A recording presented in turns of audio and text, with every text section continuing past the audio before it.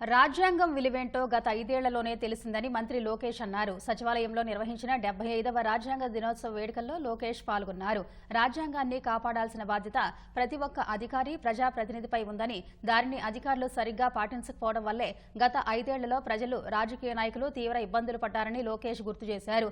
రాజ్యాంగ విలువలు పెంచే కార్యక్రమంలో భాగంగా వచ్చే ఏడాది నుంచి విద్యార్థులకు సులువుగా అర్థమయ్యే విధంగా బాలల భారత రాజ్యాంగాన్ని అందించనున్నట్టు తెలిపారు. రాజ్యాంగం విలువేంటో నేను ఈ పుస్తకం పట్టుకుని పాదయాత్ర చేస్తాం జరిగింది. నేను ఆ రోజు అధికారులతో మాట్లాడేటప్పుడు కూడా ఎక్కడ మార్కింగ్ చేశానో ఆ మార్కింగ్ కూడా ఇప్పటికీ అట్లనే ఉంది. దీంట్లో మనం చూస్తే right to freedom article 19, freedom of speech, freedom of expression ఏదైతే రాజ్యాంగం మనకు కల్పించిందో అది నేను పాదయాత్ర ప్రారంభిస్తాం కానివ్వండి, దాని ముందల గౌరవ ముఖ్యమంత్రి గారు ప్రతిపక్ష నేతగా ఉన్నప్పుడు అధికారులు అది సరిగా పాటించలేదు.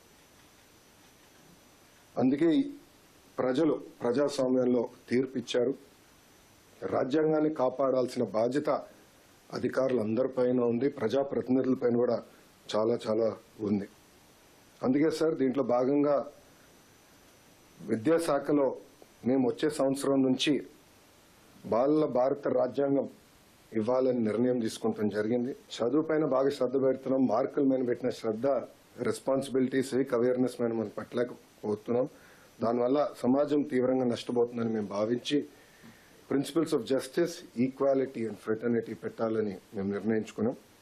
దీంట్లో సింపుల్ స్టోరీస్ రూపంలో పిల్లలకి అర్థే విధంగా చేయాలని మేము నిర్ణయించుకున్నాం. అంతేకాకుండా ఈ పుస్తకంలో ఇంటరాక్టివ్ యాక్టివిటీస్ పెట్టాలని, పజిల్స్, క్విజెస్ ఇవన్నీ పెట్టాలని కూడా నిర్ణయించుకున్నాం.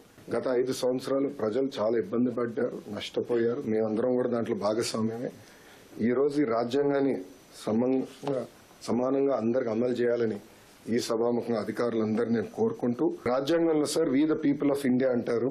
నేను I truly believe that we must also recognise that we the children of India. ఎందుకంటే పిల్లలే మన భవిష్యత్తు, పిల్లలే మన సంపద.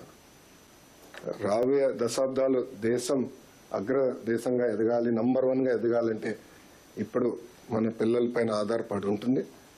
దీనికోసం అందరం భాగస్వామ్యం అవ్వాలి. ఈ కార్యక్రమాన్ని జయప్రదం చేయాలని ఈ సభాముఖంగా కోరుకుంటూ మీ అందరి నుంచి సెలవు తీసుకుంటున్నా.